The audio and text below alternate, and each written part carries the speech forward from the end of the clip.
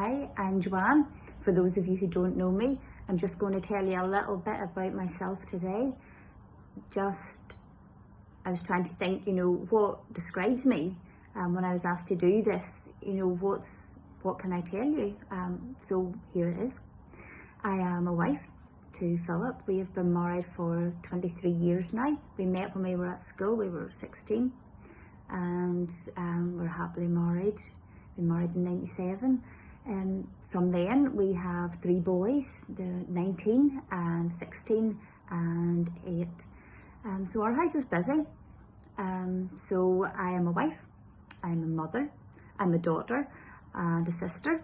I was brought up with my brothers and sisters at home, and we got up to plenty of mischief, as you could imagine, with 5 kids running about a house, and a granny and a granda who lived with us, cats, dogs, neighbours' children, even a lamb running about the kitchen. You would never know what you could find out there. I was brought up in a home that loved God, and we were sent to church and Sunday school faithfully. We went to any wee kids clubs that were on. We were just the bus would have stopped and picked you up, and you went to whatever wee clubs and things were on. So I grew up knowing very well what I had to do to be saved. And I didn't take that opportunity at that time. I was not a bad child. Yes, I was probably the one who started most of the fights at home. I was the one who was dressed for church in her nice dress and would have come down the stairs wearing a lovely big pair of DM boots with it. But we had so much fun growing up. But I did know that there was a right and a wrong path. I did know that to get to heaven I had to ask Jesus into my heart. But it wasn't until one night, I was about 17, and there was a really, really bad thunderstorm. And I was lying in my bed and I was terrified, because all I could think about was, if this was the end of the world, I would be left behind, because I had made no firm choice. I didn't do anything badly wrong. I was good enough. I went to church, went to Sunday school. I listened to what was told to do, pretty much.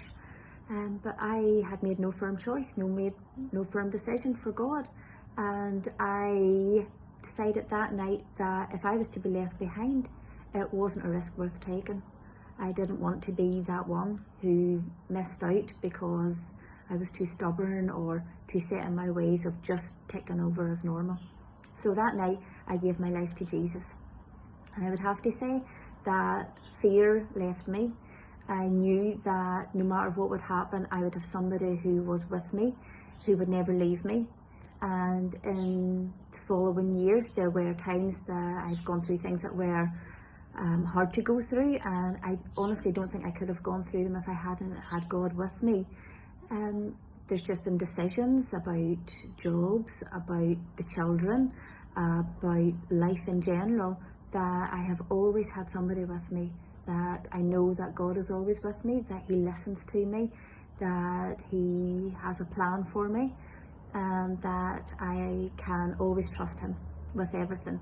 And even at this moment with coronavirus, when you are at home and you're trying to be cook, you're being a cleaner, you're being a nurse, you're being a teacher, you're just trying to be everything, it's just so nice to know that you're never alone, that there is always somebody there to guide you and to help you and to take your worries and to take your cares. And there is a wee verse in the Bible, and it does say, cast all your cares upon Him because He cares for you. And it couldn't be any more simple than that for me, that there is always somebody who is with me, who cares about me, and I am nothing special. I am just a normal person. I am just, as I say, a wife, a mother, and a sister, a daughter, an auntie.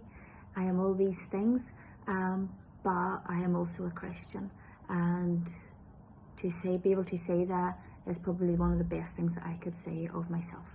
Thanks for listening.